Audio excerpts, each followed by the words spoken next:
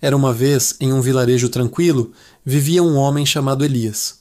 Ele era conhecido por sua fé inabalável, uma fé que, segundo os mais velhos, podia mover montanhas. Mas a montanha que Elias enfrentava era o destino de sua própria família, amaldiçoada há gerações por uma pobreza que parecia eterna. Seu avô perdeu a fazenda, seu pai morreu endividado, e agora Elias via seus próprios filhos com fome, o mesmo olhar de desespero que ele conhecia tão bem.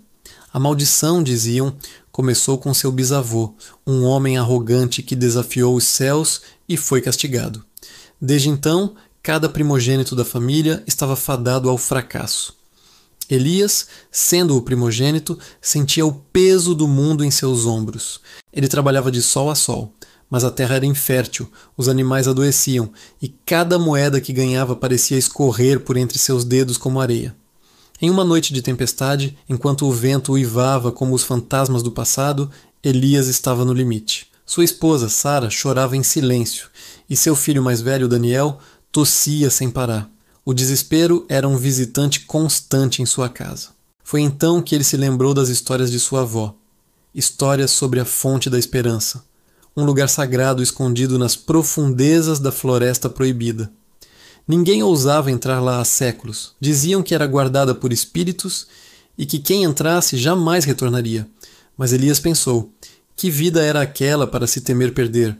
Ele olhou para sua família e tomou uma decisão. Aquela noite, ele não lutaria contra a terra ou a dívida.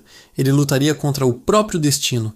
Beijou a testa de seus filhos adormecidos, prometeu a Sara que voltaria e, com apenas uma lanterna e a fé em seu coração, partiu em direção à escuridão da floresta. A floresta proibida fazia jus ao seu nome. As árvores eram tão densas que bloqueavam a luz da lua e os sons eram estranhos e assustadores. Elias sentia o medo rastejando em sua espinha, mas a imagem de seus filhos o impulsionava. Ele recitava preces antigas, palavras de coragem que sua avó lhe ensinara. A cada passo, ele sentia uma presença o observando, testando sua determinação. Ele enfrentou ilusões aterrorizantes. Viu visões de seus antepassados zombando dele, chamando-o de tolo. Viu a si mesmo velho e derrotado, morrendo na mesma pobreza. Mas ele não parou. Sua fé era seu escudo. Ele sabia que aquelas eram apenas sombras, ecos do medo que assombrou sua família por tanto tempo.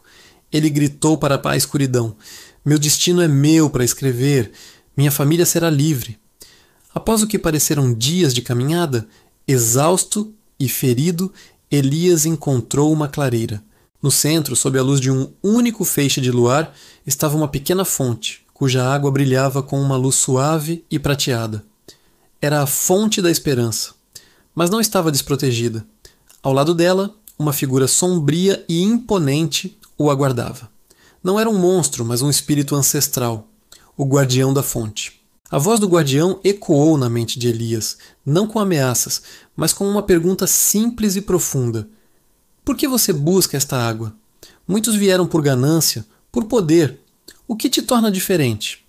Elias, com a voz embargada pela emoção, não pediu riquezas ou poder. Ele se ajoelhou e disse: eu não busco nada para mim. Busco a libertação da minha linhagem. Busco a chance de meus filhos conhecerem a esperança, de trabalharem em uma terra que lhes dê frutos, de viverem sem o peso da maldição de seus pais. Eu busco quebrar o ciclo de desespero. Se o preço for a minha vida, eu a dou de bom grado. Houve um longo silêncio. A figura do guardião pareceu suavizar. Sua fé não está em um milagre, mas no amor por sua família. Essa é a fé mais pura de todas, disse o espírito. A maldição nunca foi uma sentença, mas um teste. Um teste de caráter que seus antepassados falharam. Você, Elias, o quebrou não com força, mas com sacrifício e amor incondicional. O guardião, então, se dissolveu na luz, e a água da fonte brilhou intensamente. Elias se aproximou, encheu seu pequeno cantil e bebeu. A água não tinha gosto, mas ele sentiu uma força renovada, uma paz que nunca havia conhecido. Ele iniciou a jornada de volta, e desta vez a floresta parecia diferente. Os sons eram calmos, e o caminho parecia se abrir diante dele. Quando Elias retornou ao vilarejo ao amanhecer, encontrou todos em pânico.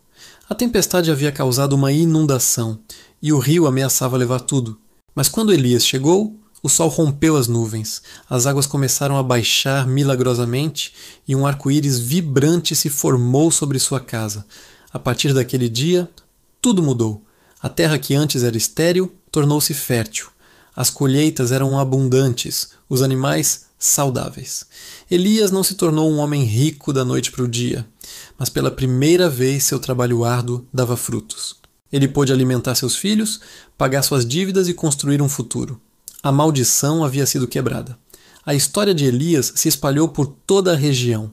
Ele não era mais apenas Elias, o pobre agricultor. Ele era Elias, o homem de fé. Aquele que desafiou um destino amaldiçoado e venceu, não por magia ou sorte, mas pela força de seu coração e sua fé inabalável no amor por sua família. Ele provou que o destino não é uma corrente que nos prende, mas um caminho que podemos escolher trilhar. E às vezes, tudo o que precisamos para mudar nosso caminho é dar o primeiro passo, mesmo que seja para dentro da escuridão. Se a jornada de Elias te inspirou a enfrentar seus próprios desafios e a dar o próximo passo para transformar seu destino, quero te convidar a conhecer algo que pode te ajudar. Acesse o link que está aqui na descrição para descobrir como você também pode começar a reescrever sua história. Obrigado por assistir e nos vemos no próximo vídeo.